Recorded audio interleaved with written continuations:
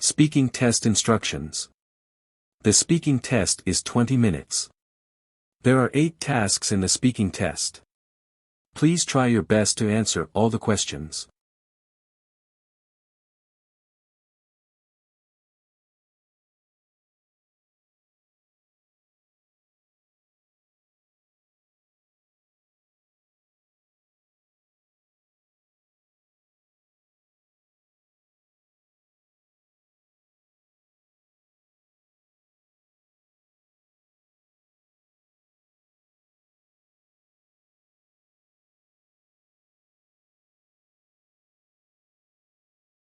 Start speaking now.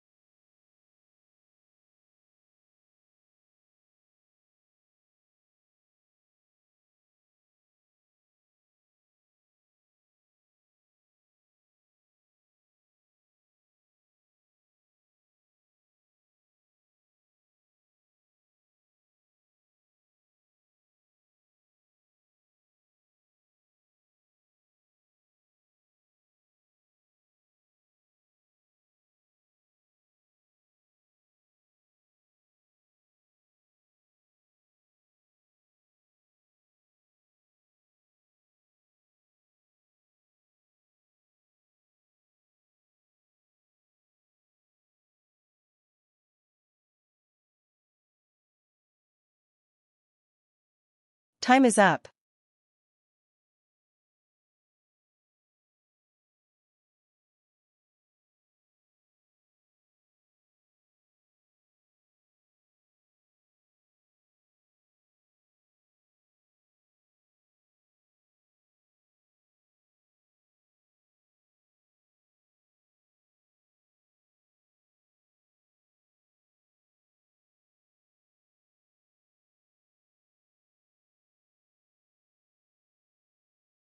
Start speaking now.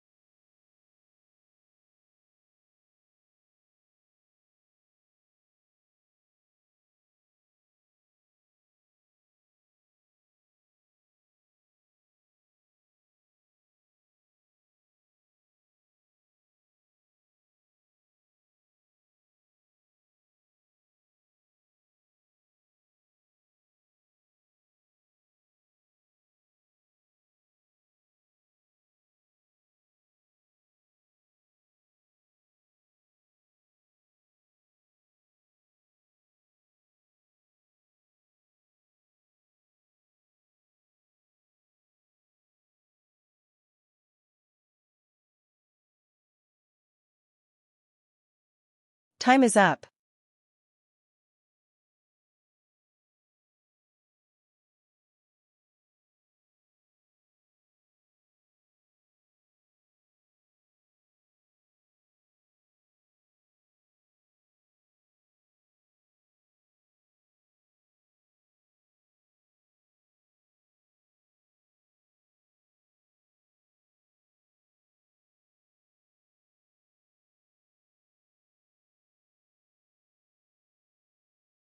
Start speaking now.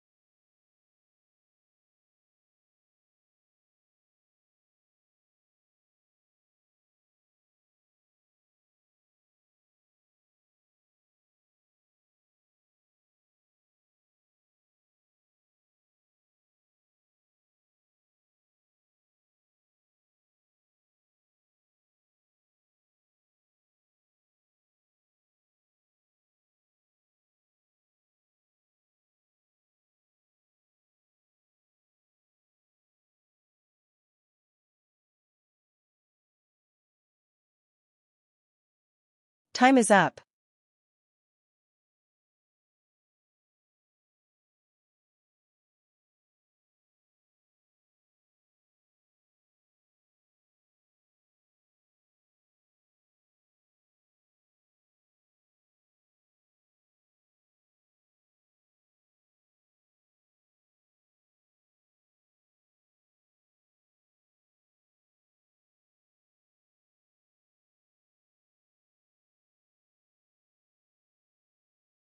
Start speaking now.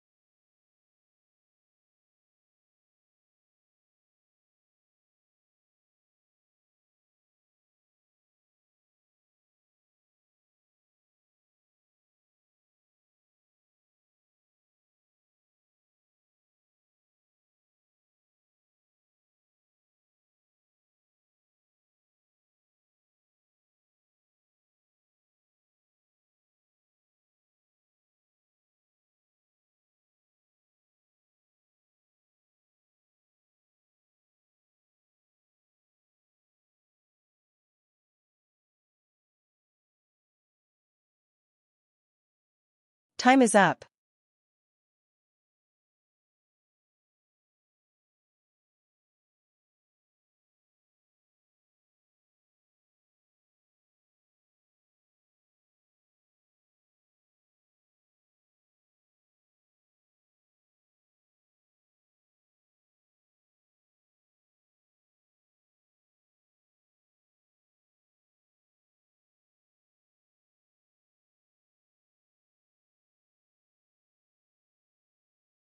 Start speaking now.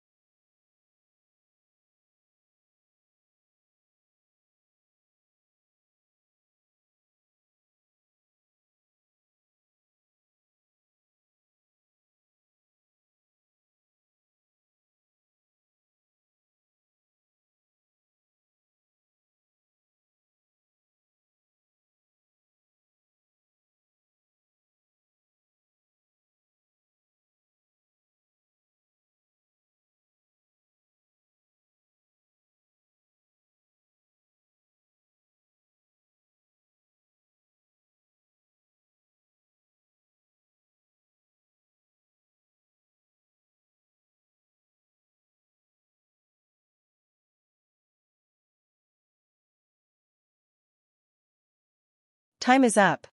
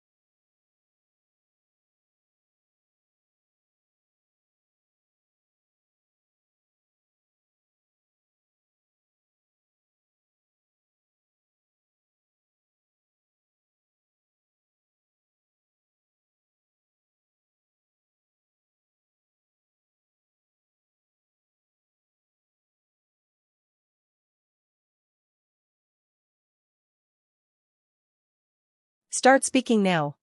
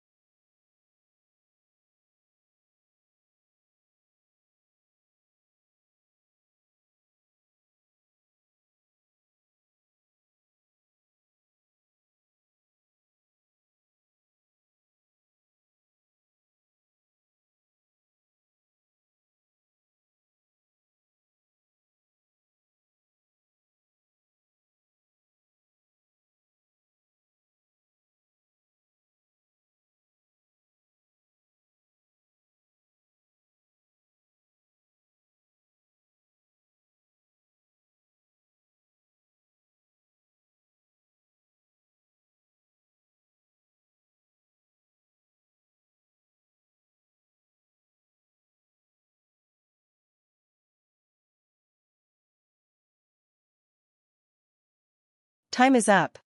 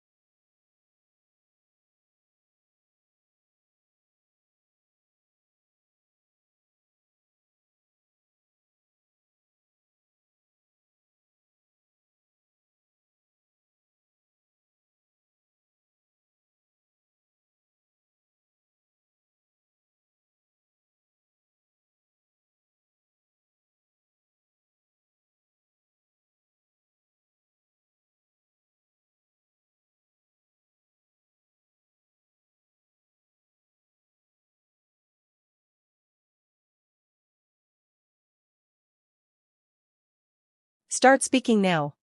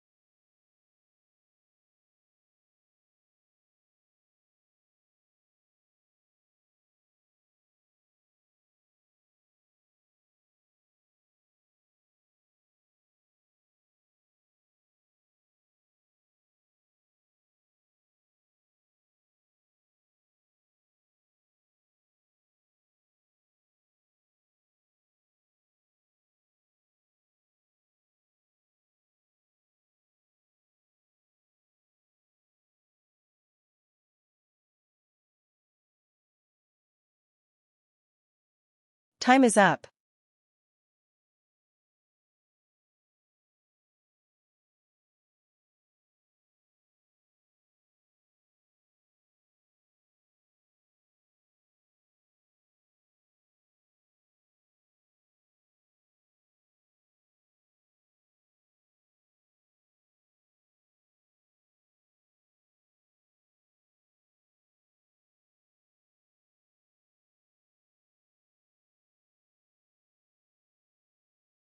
Start speaking now.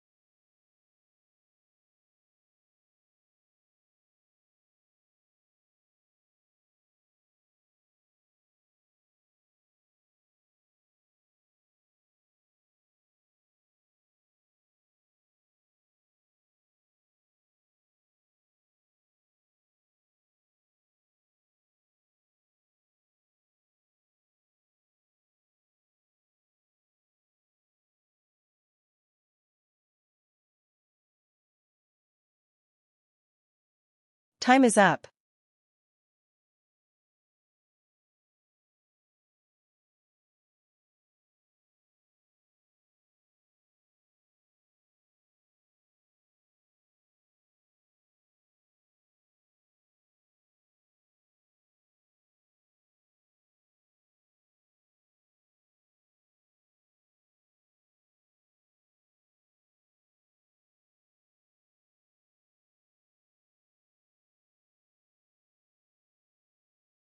Start speaking now.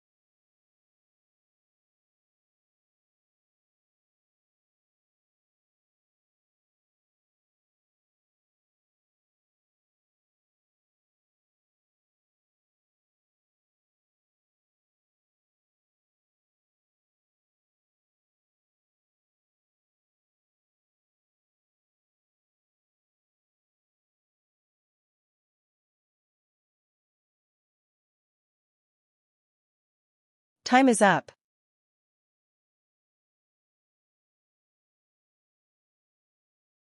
Hey Marcus, so glad you reached out.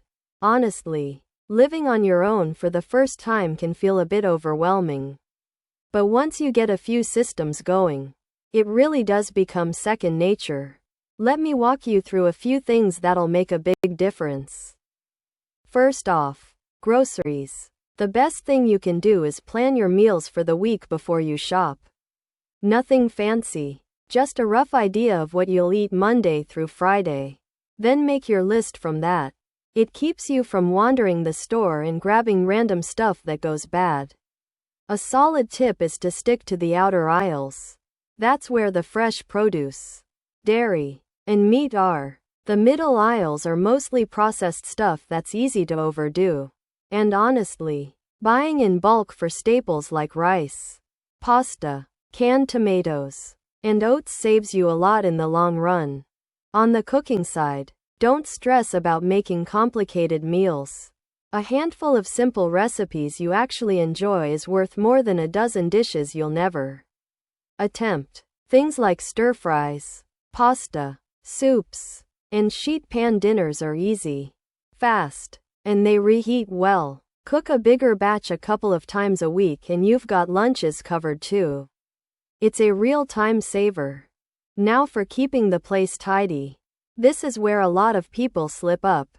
The trick is little and often rather than one massive clean. Spend 10 minutes each evening doing a quick tidy.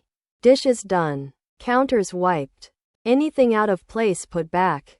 Then pick one day a week for the heavier stuff like vacuuming and cleaning the bathroom. If you let it pile up, it becomes this huge job that feels impossible. And that's when things start to feel out of control.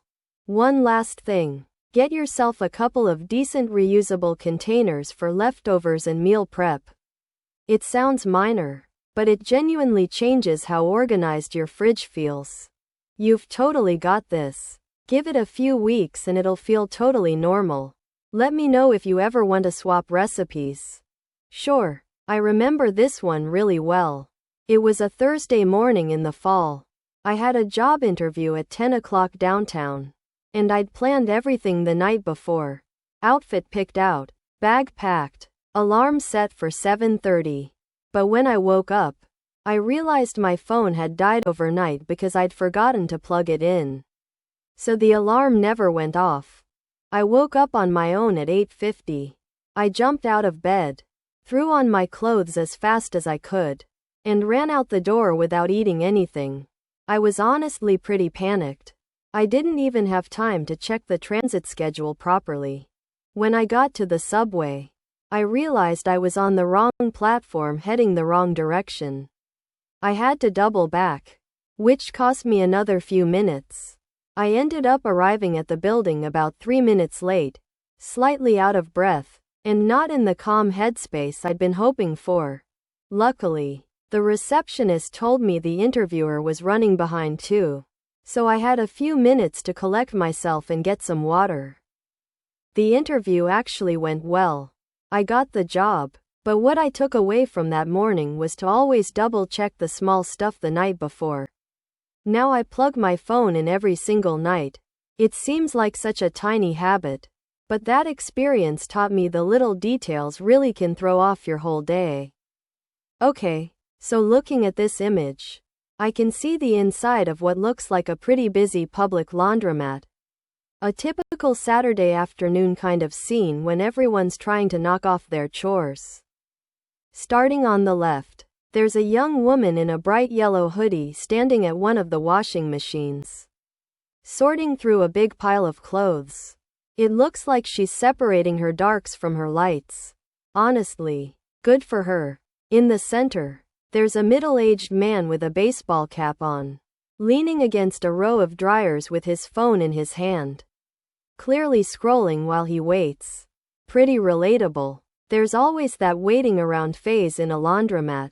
Over on the right, there's an older gentleman who's carefully folding a neat stack of towels and placing them into a large blue laundry bag. Very organized. You can tell he's done this plenty of times.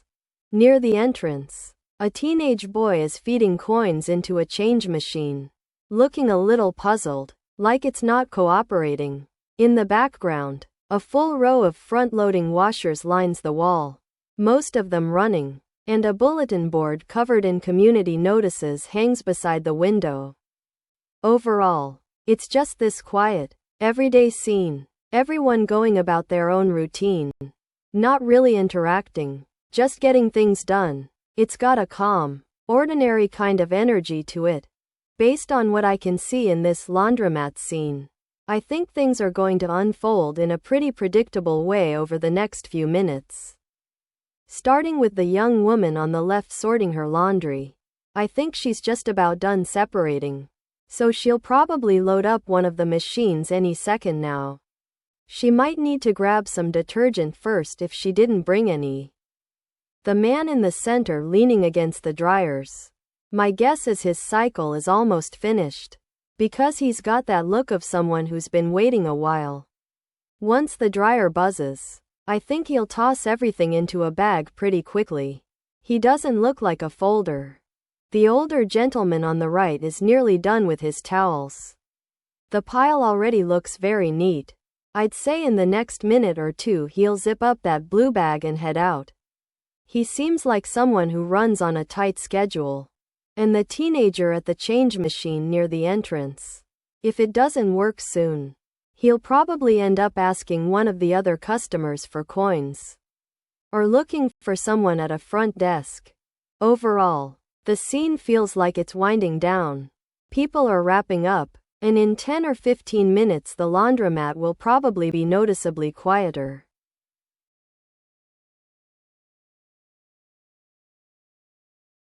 Hey Jordan, I totally get why the pottery workshop sounds appealing. A relaxed, creative afternoon does sound nice in theory. But hear me out, because I genuinely think the city food tour is the stronger pick for our team. First, the practical side. The pottery workshop only fits 10 people. And we've got 20 staff coming. That means splitting the group in half. Running 2 separate sessions. Or leaving people out entirely, which completely defeats the team building purpose. The food tour handles everyone together for $65 a head. All inclusive, no surprise costs. On top of that, a walking food tour is just naturally more social. You're moving through the city together, trying different things, reacting to food, chatting between stops. It creates real conversation in a way that sitting at a pottery wheel doesn't. When you're focused on shaping clay, you're kind of in your own world.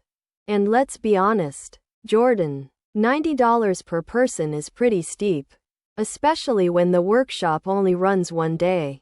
If anything comes up with scheduling, that option's gone. The food tour runs rain or shine, which takes a lot of stress out of the planning. For a group outing where the goal is genuine connection, the food tour checks every box. I really think people will be talking about it for weeks. Give it a shot.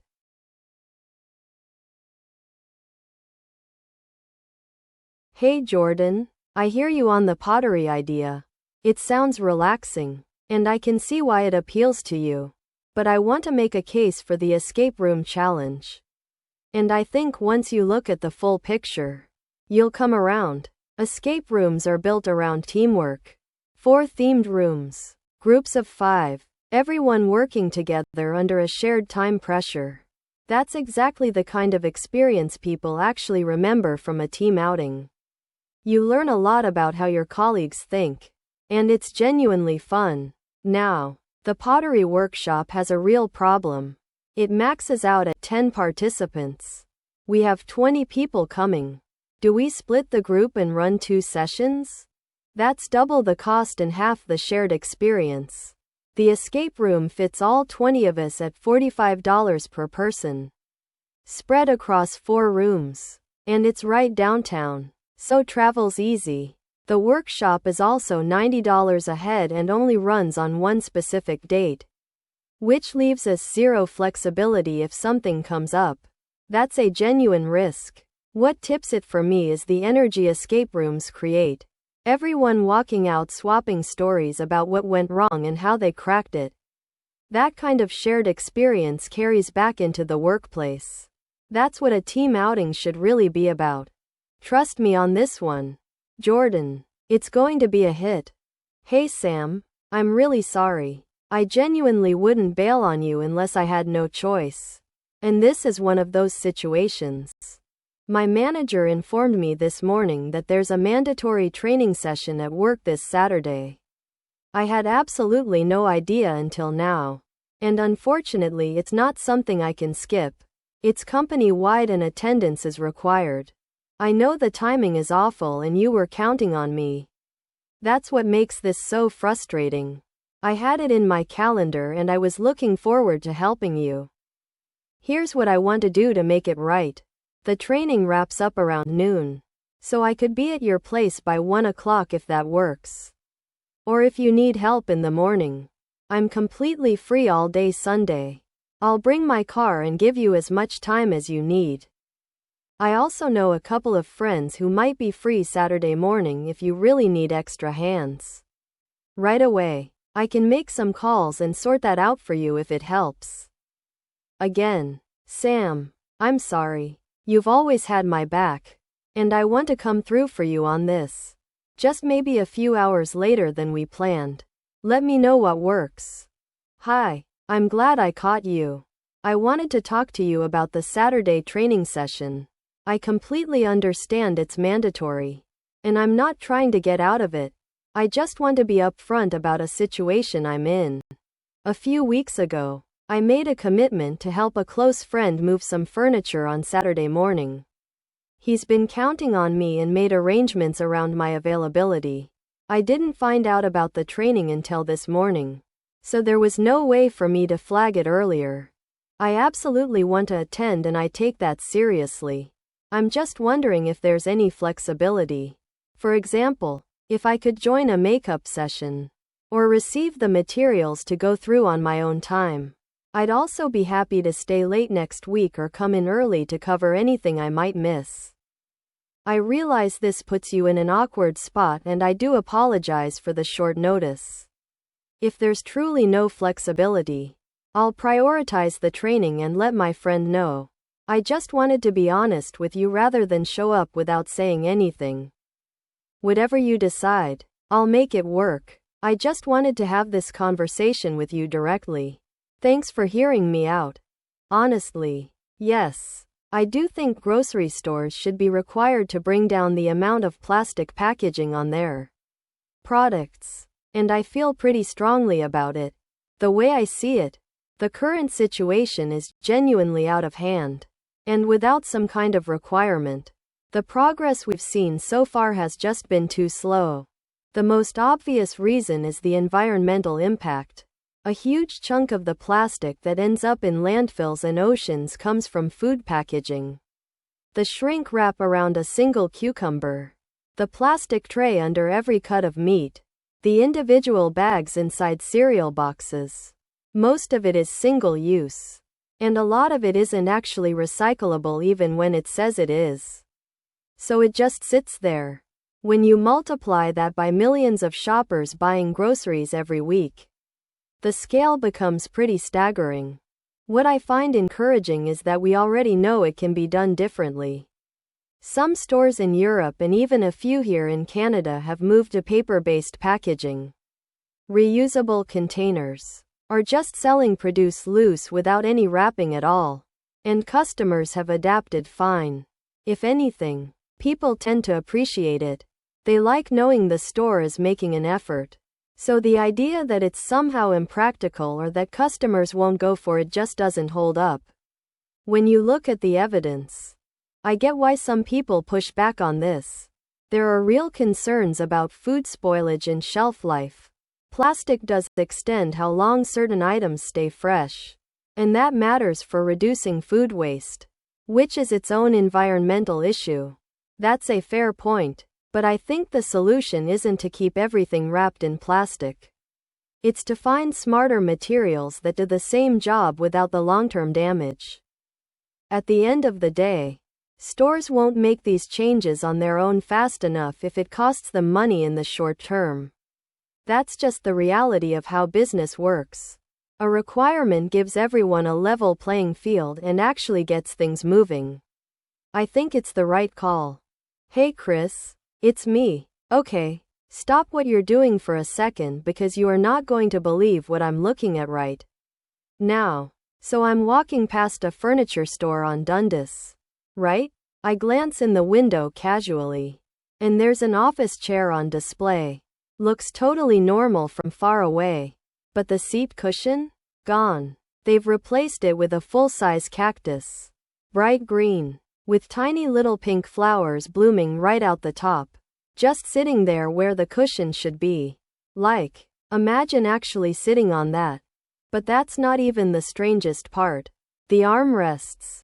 And I had to look twice. Are wrapped in what looks like strips of raw bacon. Neatly laid out. Tucked in. Like someone took their time with it. And then I look down at the base. Instead of wheels, the chair is sitting on 4 rubber ducks. 4 of them. Each one facing a completely different direction. There's a small handwritten price tag on the back that reads $1,299. Ergonomically questionable. Chris, I genuinely don't know if this is some kind of art installation or if someone has completely lost the plot, but it is sitting in a furniture store window and it appears to be for sale. I'm standing here right now trying to decide if I should go inside. Have you ever walked past this place? Do you know what's going on?